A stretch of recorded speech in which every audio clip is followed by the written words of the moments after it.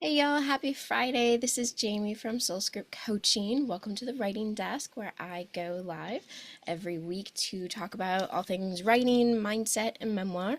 And we're going to talk today about a really special topic. We're going to be talking about some mindset issues. And I'm excited to have you here. I am a book coach. I help people write their memoir, self-help books, do a couple YAs, but mostly memoir and self-help books. And we have a lot of fun and learn a lot as we keep going through. And so, this week I wanted to talk about an issue that tends to come up a lot between me and people who are talking and telling me about the book that they still haven't written, right?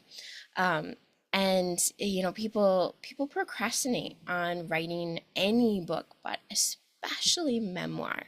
Memoir, personal development, all of that, it tends to be the genre that gets put off the longest, but is also the one that holds such emotional intensity for us, so much passion, because it's our story, right?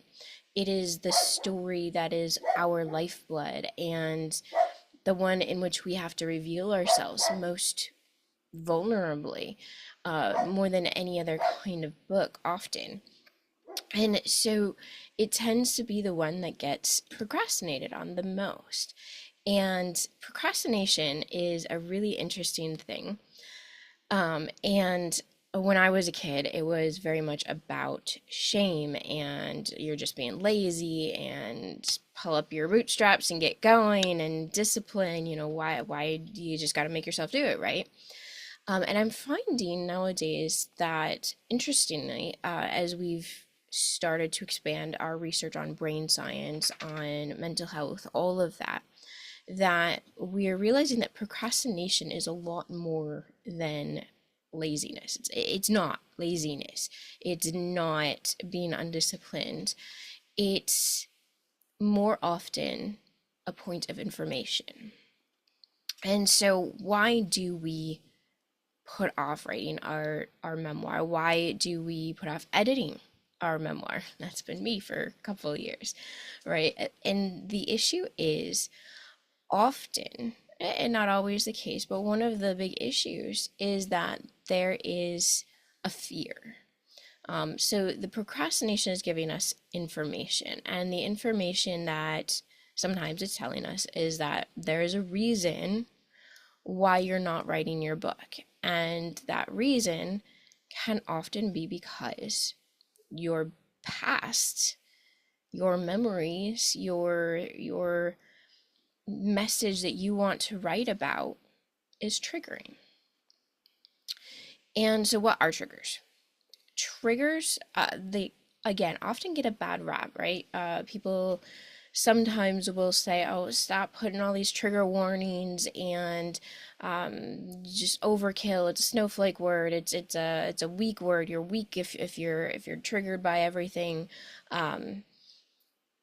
But triggers aren't good or bad. They are simply, again, a source of information. It's an alert system.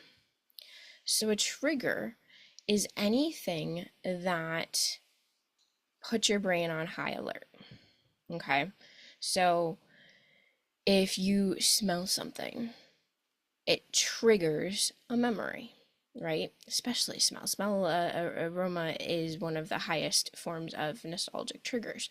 If you hear a word, if you get to a certain time of year, if you see a person or a scene or a color even that you associate with a person, a situation, a memory, an issue, anything, positive or negative, it triggers something in you, right? It triggers a connection, a memory, a feeling, right? Trigger is just an alert. It is not a good or a bad thing. It's information. But often we are triggered by things that bring about sad, well, powerful feelings, right? Sometimes it's intense love or intense excitement or fear or sadness or pain or grief or anger or humiliation. there are so many things so many emotions that can be triggered by our our whatever memory has been surfaced, or connection, or whatever it may be.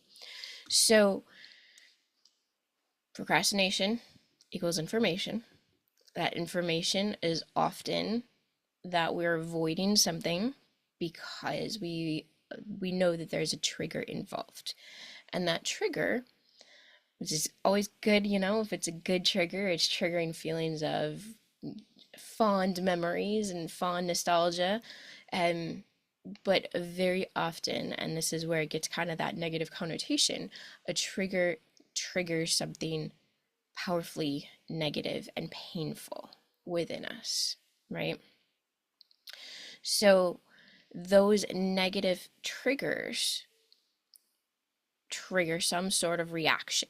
And the reaction is usually one of two things. It's either that so the trigger triggers the brain, which goes into that fight or flight mode. And so it's either the fight, where you get reactive, you get aggressive, you have emotional breakdown, you snap, right?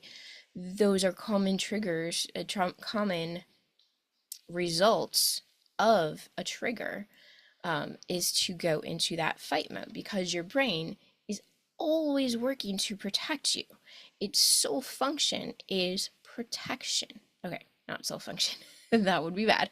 But one of its primary functions has always been, since the beginning of time, since we were created, has always been keep us safe, right? And so can go into fight mode, or it can go into flight mode, which is your avoidance, your procrastination. You're putting it off. I'm not even going there. Oh, I want to do this, not that, because you're avoiding it because you don't want to feel that pain. Your brain is protecting you from that pain, right? So that is often a reason why we're procrastinating and avoiding and putting off that memoir. Why it's taking us 5 years, 7 years, 15 years, I've heard people tell me even, to write that story, to write our story. And so if we don't want to be facing another 5, 10, 15, 7, 14 years wanting to write our story, or another 2 years because we haven't edited our story, we have to figure out, and we have to identify what is being triggered, why, if that's the reason. So first off, where is the procrastination and avoidance coming from? And if it is from a trigger, because we know we are triggered emotionally by something that we're about to write about, then we need to identify that, right? So even if your memoir is about something positive, if it's a success memoir, if it's a doer memoir, right? If it's a wayfarer's memoir, wayfinder's memoir, even with that, you're digging into your past. And I don't think I'm going out on a big limb here when I say that everybody has pain in their past. I don't think there is anyone who has ever made it through this life unscathed. So digging into our past is scary. Even if we think we've dealt with those situations, those people, those issues, those memories, even if we think we've healed those wounds, it's not that hard to rip them open and pour salt in. And sometimes it feels like that's what we're doing with memoir. But we always want to ground ourselves into, there's a reason why I am writing this. That's my why, right? I always tell you, go back to your why. Your why is why you are doing this thing, right? Okay. And that is what pushes you through. But that's not always enough, right? Yes, you can feel incredibly passionate and excited and desire very much to get this book and story out into the world. But if there's pain, we still have something to deal with and an issue to resolve before we can make ourselves go in, because otherwise it's going to be a fight every single time that you are trying to sit down and give yourself that writing time, right? So we want to identify what that trigger is, and or I'm sorry, what it is that is triggering you, right? Because it's not the trigger is just the alert, it's the thing. We have to find out what that is. And then we got to do something about it, right? So we need to know, first off, what am I being triggered by? What am I avoiding, or what am I reacting powerfully to? What am I having an emotional reaction to? And then what do I do about it? Okay. Now, we don't always want to spend years in therapy until we write our book, right? Sometimes we feel feeling called to write our book now. Maybe we've already been in years of therapy. Whatever it is, you know that there is an issue there and you need kind of a fix. So there's a lot of things you can do to give yourself a quote unquote quick fix. Not a quick fix, but to find some healing in the moment. It's not a quick fix, not even necessarily a band-aid, but it gives healing in the moment, because all that is there is this moment, right? That's all we have is right now. So one thing, so I wanted to share one thing in particular, but I'll give you a couple other things that have been helpful, that I've learned about, that I've done and I've used in the process of writing my memoir. Different things that can really help you move past that. So really, these are what we call, most of them are what we call grounding techniques. So just like if you're having a panic attack, or if you're feeling afraid, if you're feeling anxious, feeling depressed, feeling uncertain, these are grounding techniques that anyone can use. ADHD, if you have ADHD and you're feeling just very unfocused, grounding techniques, it's digging yourself into the ground, and allowing you to feel that root connection, that weight that's going to offer that heaviness, not in a bad way, but heaviness in a way that you don't feel like you're going to get swept off your feet and thrown into the abyss, which is often a way you might describe that feeling. And so one of these is weight. You know, a lot of people use a weighted blanket. I would have people who would put these massive, like 25-pound bags of salt on my lap, right? And then on my feet.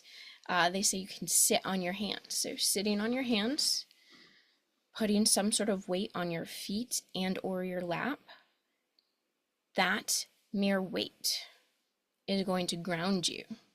That's why weighted blankets are a thing, because it triggers a feeling of comfort and groundedness and security in your brain. See what I did there?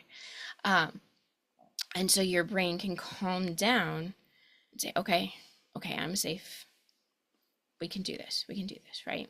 So even sitting on your hands is not just a way to not fidget, it's actually grounding you. There's more to that technique of not fidgeting.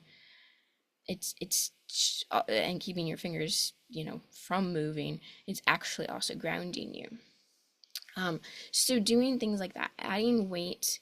A lot of people count and do breathing. Breathing is one of the most effective things you can do to start to ground yourself, is those deep, long breaths where you breathe in through your belly, not your chest, right? Really identify where the breath is coming from. So you breathe in 4 counts, you hold, and then exhale for 6 counts, and hold for 4. So in 4, or you could do in 6, whatever you prefer. The idea is to change the count, and it's okay that you're focusing on the count and the breath.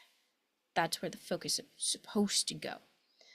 You don't want it wandering off. So if you're thinking, oh, that takes a lot of focus, and then I'm focusing on the counting and the breath, that's okay. That's what you're supposed to do. It's supposed to disconnect you and find that security and disconnect from the pain, right? Refocus on yourself, on that breath, um, which is life, right? Breath, life, you know? So that's another one. But the big one I wanted to talk to you guys today is called cord cutting. So cord cutting is a practice, um, often views it as spiritual, but it doesn't have to be if you are or not spiritual. Um, and it's grounded in, excuse me, it's grounded in many different faiths. So there's different elements of it in no matter what faith-based or non-faith-based you might find yourself in. So this is a ceremony, I don't really like using that word with it, but this is a practice, sorry. This is a practice that people of all faiths and non-faiths can do. So you can feel kind of comfortable in that. You just root it in your belief system. So the idea of cord cutting is the concept that we are energetically connected, and we know that's true. We can feel it whether we've ever been introduced to the concepts or not. We feel energetic connections between people, places, times, right? Especially people. We just feel that energetic bond. And that is humanity. It's that feeling of love. And if you really close your eyes and feel into it, so do it now. Think about you and the color of your shirt. There's not really any kind of connection there usually, typically, right? You think about a person or an animal that you love. Immediately you feel this energy. And that is that energy of connection. And a connection is a bond, right? So wherever we go, and the theory is that no matter where we go, even if we interact with a person for 2 seconds, we've created an energetic connection. We've created a cord. And so in visualizing these cords, sometimes we have cords that are thick and strong and made of this titanium fibrotic alloy, one of those really thick cords. And sometimes it's just a string, right? It's something that there has been a connection, there has been some sort of energetic bond, even if it was a 2-second encounter. And those don't tend to last, but they can. And so with everyone that we interact with, we create these bonds, right? So the idea of cord cutting is to visualize these bonds, to give them substance, right? So if you close your eyes and you think of all the things and people, especially in the moment, that you have a connection to, you've got these cords coming out of your body from everywhere. Sometimes they're coming from a certain place, and you can feel it in your body if you're that connected, and you feel where that cord is coming from, and it's energetic bond connecting, a cord that connects you to that person, right? And we do this with everyone, the people we love and the people that we have had not so great interactions and relationships with. So what do we do about these cords, right? We can't prevent them from happening. We don't want to prevent them from happening. They're a connection, right? And that's what we do as humans. We connect with people. So the idea the idea is that we cut these cords, right? And this is so frequently asked questions, right? Is this a bad thing, right? Okay, it's not. And that was a big fear of mine. If I cut a cord, does that mean I'm like severing any kind of connection, any memory? Are we never going to be energetically connected again? And that's absolutely not it. So cutting cords is this practice where you symbolically sever these emotional connections, the energy that bonds you with another person, place, or situation, and especially the ones that don't serve us in any way. Okay, so you're cutting these cords. And when you do that, what it is allowing for is for your energy to come back to you and their energy to go back to them, and allows you to become more whole. It allows you to reconnect in a healthier way, in a greater way, in a fresher, new way, right? So when you cut cords, and there's people, you can even hire people to cut cords for you if you're really struggling with a certain person. There's coaches who can guide you through this, um, but it is something you can just do on your own. And the idea is that once you've done this, you take back your energy, you give back their energy, and now you guys can be complete and still loving towards each other, and you can rebond if you want to allow that cord to reconnect. Some people have a spiritual practice where they cut cords every single night. They'll cut all the cords. They just go around their body and they visualize a massive machete and they just cut all the cords, right? And that means cutting the cords to their partner, to their children, to their family, to their loved one, whatever that might mean, right? And that is not something that hurts. It only heals each person wholly within themselves, right? And nobody feels it. Nobody knows you've done this. It's a practice within yourself, right, for healing. And what this can do is, again, it allows a boundary for those between you and the negative chords, or it allows the cord to reform in a better light, a more energetic, a fresher way every single day if it's a person that's in your life that you love and want to have and support. So when you're doing this, you can make it as symbolic or just in the moment you're feeling this fear, this avoidance, this negativity, this pain.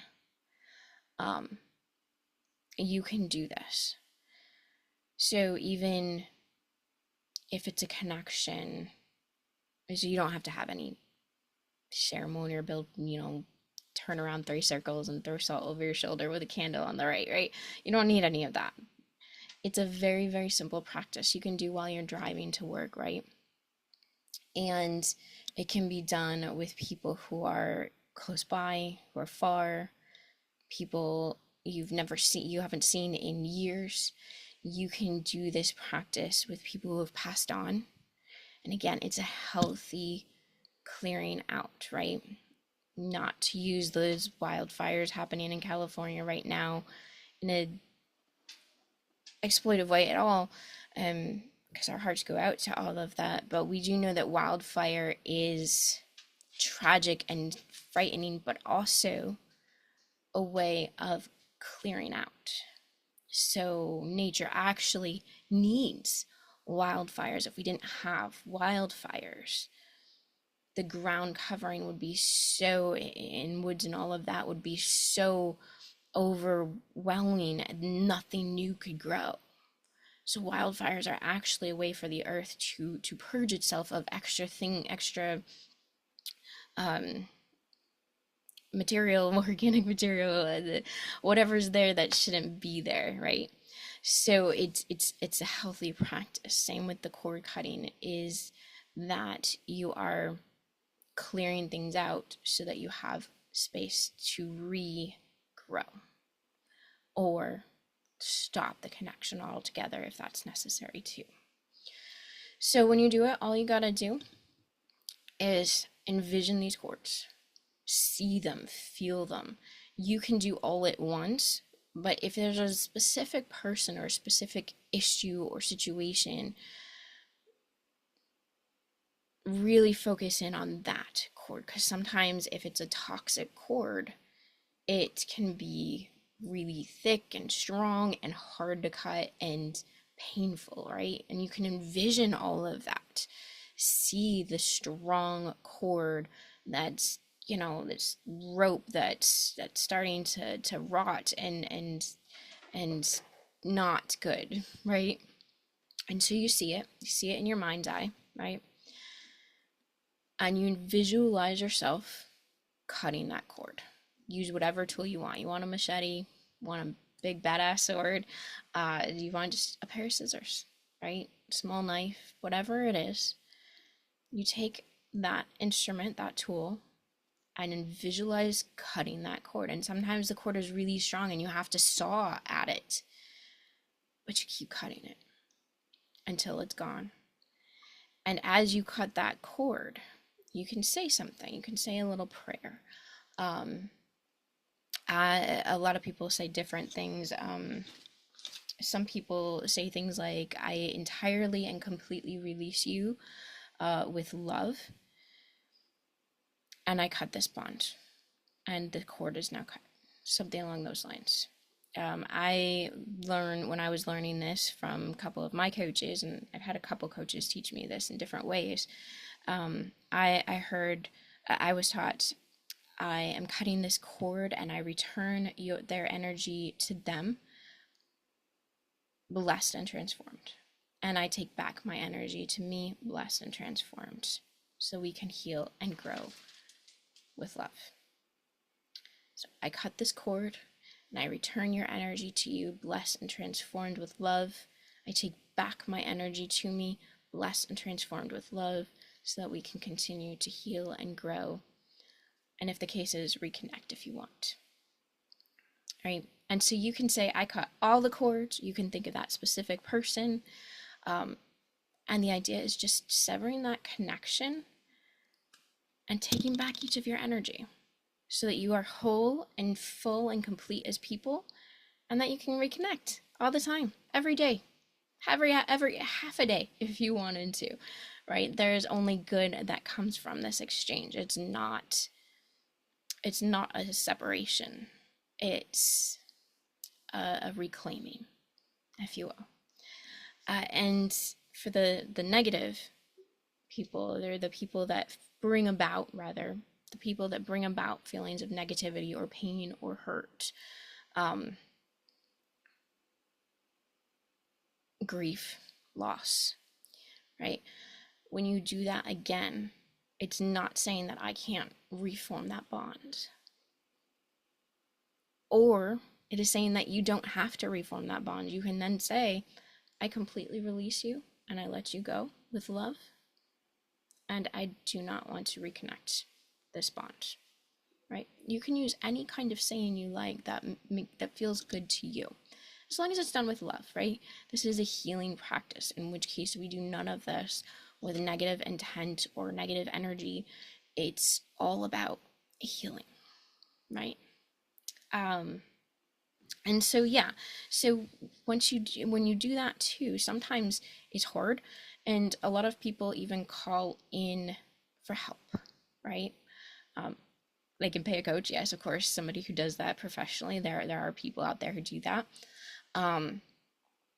You can also call in your higher power. You can call in your spirit guides. You can call in angels. You can call in Archangel Michael. Whoever or whatever it is that serves you, whatever your belief system is, you can pull in that person or that spirit, any of that that's going to help you and aid you in cutting this cord, to give you that strength and power to cut it. And so then you take your deep breaths, because we always return to breath, and feel your energy returning, their energy going. Feel that disconnection in a good way. You take your deep breaths, and then you move forward.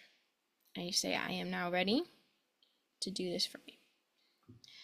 And sometimes it takes a lot of those practices to really fully cut a cord between a person you don't want that connection to, and so that you can write about it without feeling that pain. So for me, I had a couple of situations where it took a lot of cord cutting, but even in the moment, I would feel this release, and that was healthy and good for me to feel that release of that pain. And then every time I did it, it was just a little bit more of that pain was pushed away, was cut away, was released, and a little bit more of my healing energy came back to me. And so if you are facing a situation where you are procrastinating or avoiding, take that as information, and use that to find out, what am I avoiding, or what is triggering me, right? Who is triggering me? Is that why I'm not doing this book, writing this book, and getting this done? And then ground yourself. Or you can even create and do that, definitely. So do that to find out who or what is a situation.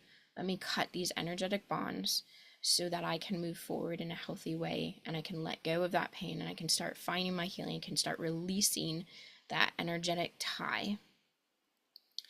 And then you keep going, right? And like I said, you can do this every day just as a practice to allow yourself to just come back to yourself, to let go of any negative interactions, to honor any positive interactions and connections, and giving to them what belongs to them, and taking back to you what belongs to you, all blessed and transformed with love, right? So I hope this was helpful to you, and that maybe it can be used. And let me know if you've ever done this before.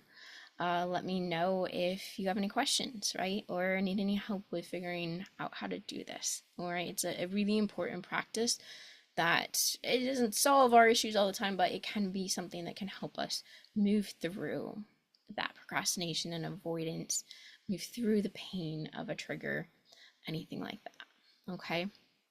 All right. Thank you so much, guys. And please don't forget, next week, I'm very, very excited. We have another special guest to join us. We have Teddy Hicks, who is another member, a fellow member of the Soul Script Writing Circle. She authored a book of affirmations. I'm just going to tell you a little bit more about that. And we're going to be able to learn a little bit about her process and journey, and I'm really excited. So next week, next Friday at 9 a.m., we will meet with Teddy, all right? And hear lots of more great gold nuggets of wisdom, and just have a lot of fun, okay? All right, you all have a wonderful weekend. Keep writing, and I will see you next week.